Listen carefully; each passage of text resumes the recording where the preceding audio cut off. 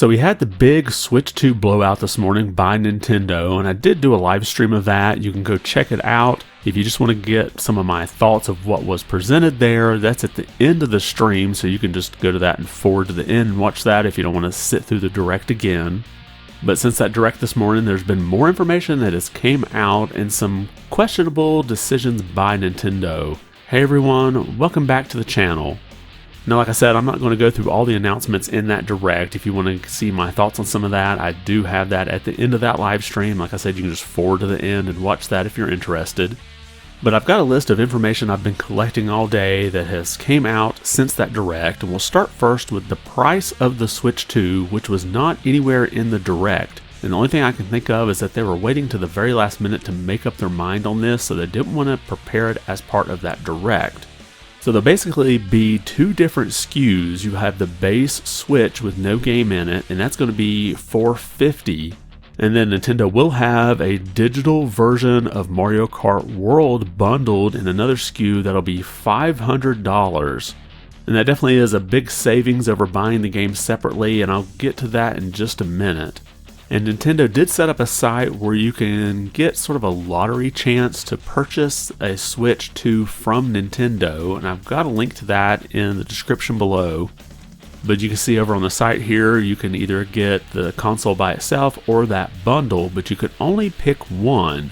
Now, one of the odd things about this, I guess, lottery system they're doing here is that you will have to have, of course, a Nintendo account in order to purchase, but you also have to have at least 50 hours of playtime on that account.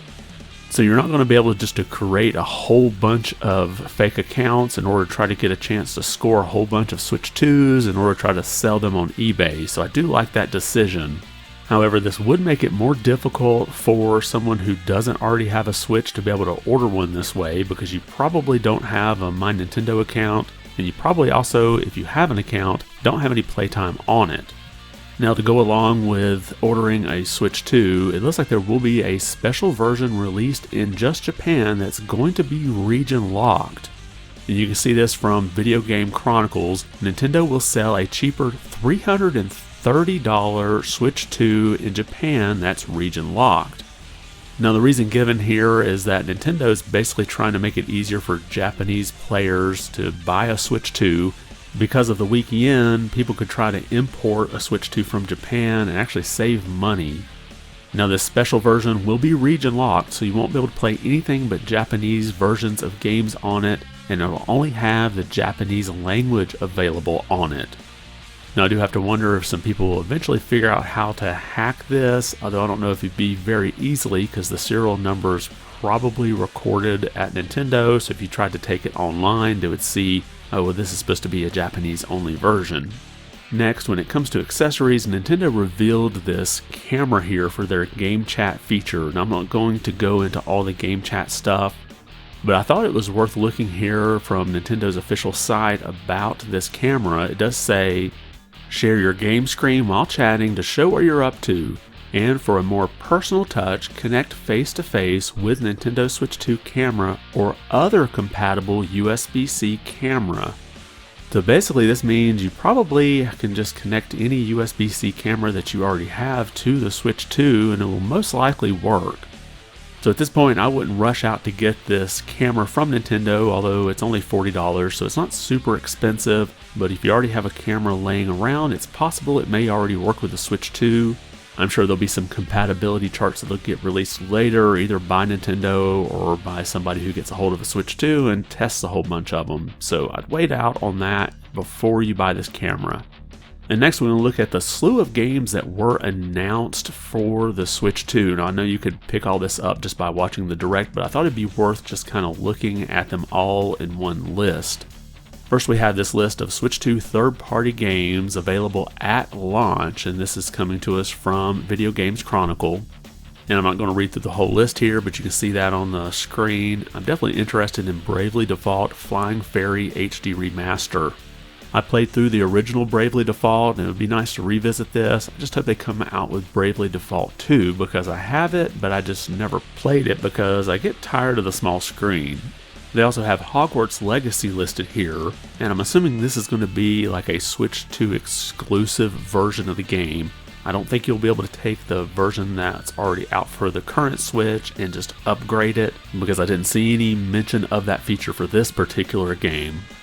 And then we have a larger list of Switch 2 third-party games coming after launch, and again, I'm not going to read through all of these. I will point out here, Hollow Knight Silksong is there, and it just had a 2025 release window. And it's not too late for the game to get delayed one more time, but at least this has a lot of Silksong fans happy. Now they also have Final Fantasy VII Remake Intergrade listed here.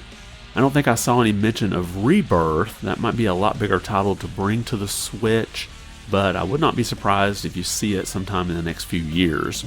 Now they also mentioned WWE 2K, but they don't say which version, so I'm thinking that's probably going to be like 2K26. I don't think it's going to be this year's version. And back on that list of launch games that'll be available when the system releases, they did have Yakuza 0. And I did want to revisit that real quick. It's Yakuza 0 Director's Cut, so we'll add some extra features to the game. You can see that here, new cutscenes and English voiceover also available with French, Italian, German, and Spanish subtitles. And it says here the Director's Cut content gives deeper insight into key incidents and characters' backstories with never-before-seen cutscenes.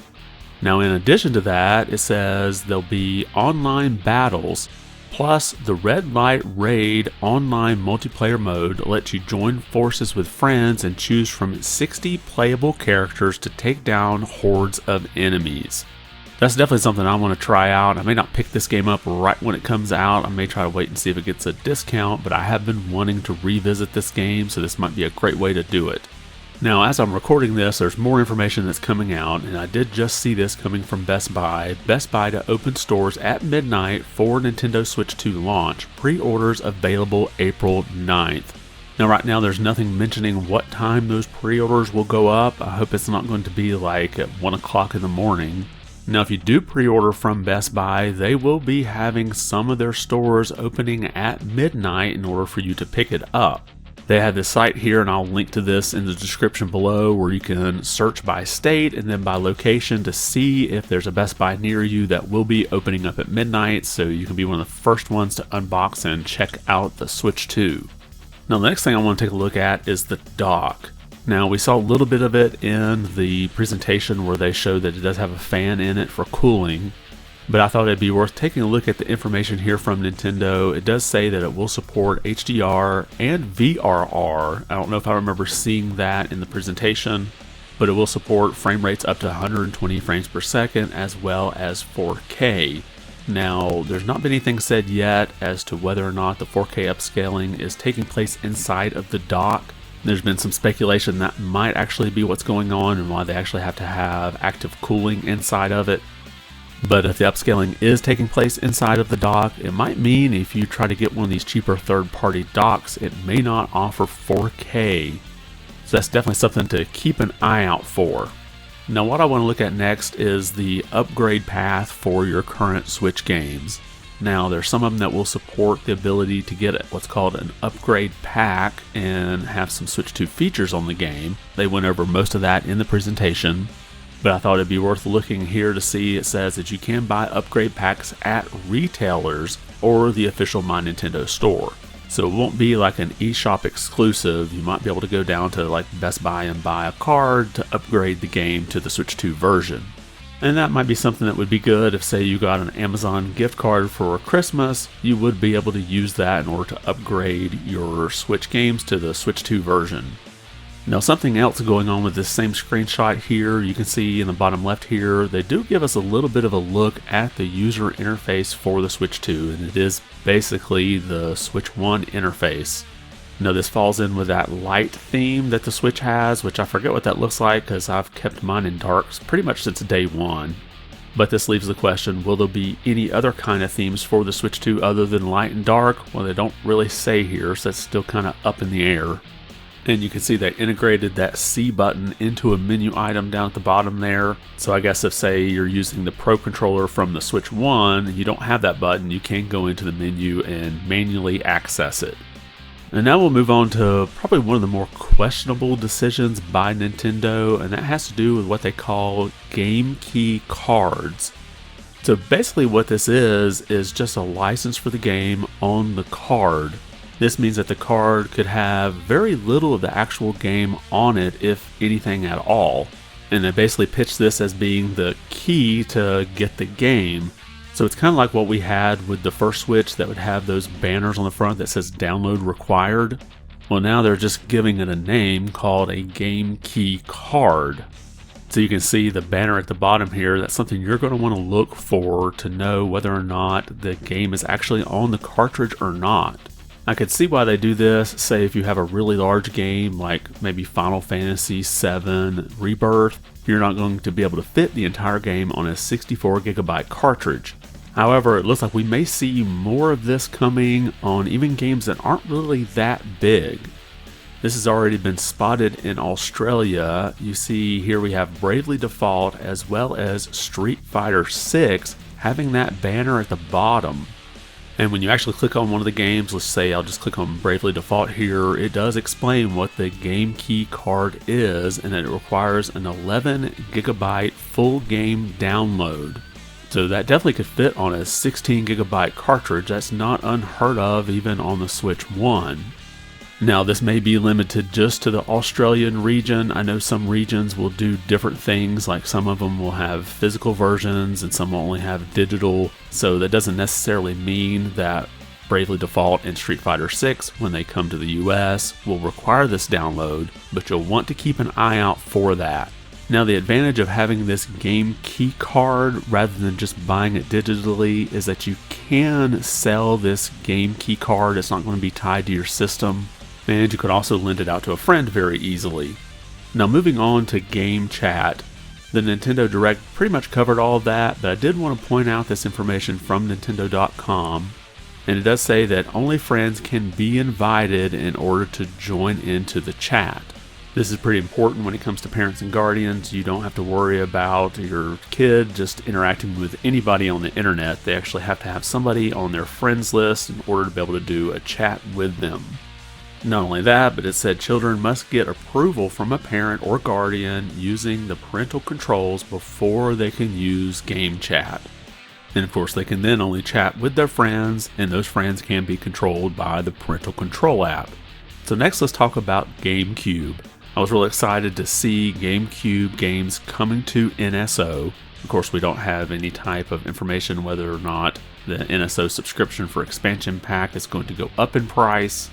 But we do have a list of the games that will be available day one with the service, and that's Legend of Zelda Wind Waker, F-Zero GX, and Soul Calibur 2. And then they give us sort of a scrolling banner with other games, and we've got a list here from Nintendo Life. We have Super Mario Sunshine, Fire Emblem Path of Radiance, Pokemon XD Gale of Darkness, Super Mario Strikers, Chibi Robot, Luigi's Mansion, and Pokemon Colosseum. Now all of those will be coming at a later date. We don't know when that will happen. And to go along with this, we have an official GameCube controller for the Switch 2. Now there's a message on the UK eShop that says that it'll only be available for people who pre-order the console through Nintendo. Now I don't know if that's going to hold true in the US or not. I know in the past these controllers were only available to NSO members, so I imagine that'll probably be the case here. But they could limit supply to people who pre-order the console through Nintendo, but maybe they'll open it up in, say, a week or a month out after they have a better idea on the supply. And of course, we had a lot of Switch 2 games announced during this Direct. I'm not going to go through all of them, but something that you may have missed, and we'll take a look at Go Nintendo for this. Yoshi's Woolly World seemingly coming to Switch or Switch 2. So during a segment of that Nintendo Direct, they scrolled a bunch of games across the screen that said they would be compatible with the Switch 2, and in that montage there seems to be this thumbnail here for Yoshi's Woolly World. Now that's a game that's only available on the Wii U right now, so I'm guessing that we're going to get a port of that announced sometime soon. Now we've already talked about how some of the games will require a paid upgrade in order to get a Switch 2 version. But there will be some games that will get free updates, and these are going across the screen right here. I'm not going to read through all of them, but you can see here that several older games will get some type of update for the Switch 2.